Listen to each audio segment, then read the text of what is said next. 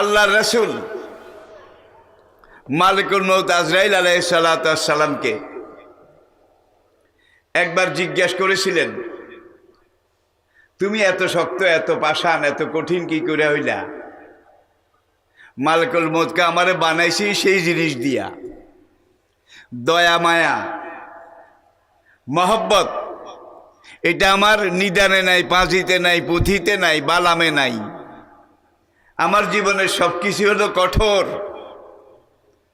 নিষ্ঠুর, নির্দয়। এখন কয়, তুমি আমার জান কবজ করতে আসছো নাকি?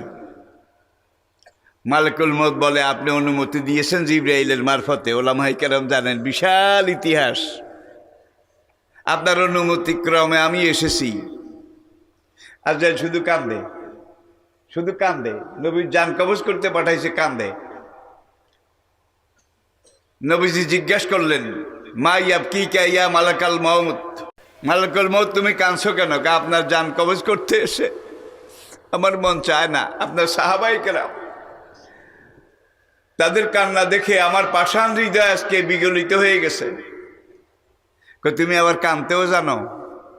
আসলে বেশি জানি না, আজকে এই আপনার এই অবস্থায় আমার কান্না এসে গেছে। কার কোন দিন কেঁদেছ? এর আগে আমি 2 বার কেঁদেছি। কয়বার? 2 বার। প্রথমবার কোন সময়? ওই যে একদিন, আজ থেকে প্রায় 1000 বছর আগে, অমুক সাগরের মাঝখানে একটা তক্তা ভাসতেছিল। তক্তার উপরে একটা সদ্যপ্রসূত বাচ্চা শোয়ায় রেখে মা তক্তাটাকে এইভাবে ধরে রাখছিল, ঢেউয়ে যেন কাত হয়ে না পড়ে, বাচ্চাটা পড়ে না যায়, ডুবে না যায়। এই সময় আল্লাহ আমাকে নির্দেশ দিলেন, এই মায়ের জানটা কবজ করো। কোন মায়ের? তক্তা ধরা মায়ের। আমি সেখানে গেলাম, দেখি যে আহারে জনম দুঃখিনী মা, নিজে ডুবে যাবে, মরে যাবে, চিন্তা নাই, বাচ্চাটাকে বাঁচাবার জন্য তক্তা ধরে ভাসে।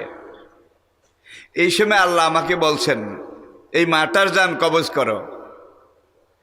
মায়ের জান কবজ করা মানি, মা ছেলে 2টা, ঢেউ আসবে, তক্তা কাত হবে, বাচ্চাটাও ডুবে মরবে। আমার এত খারাপ লেগেছিল, সেদিন আমি কেঁদেছিলাম, আর আজকে কানলাম। তার আগে 2 বারের 1 বার ওই মায়ের জান কবজ করতে কেঁদেছিলে। আর কোন বার? সাদ্দাত বেচারা এত কষ্ট করে যুগের পর যুগ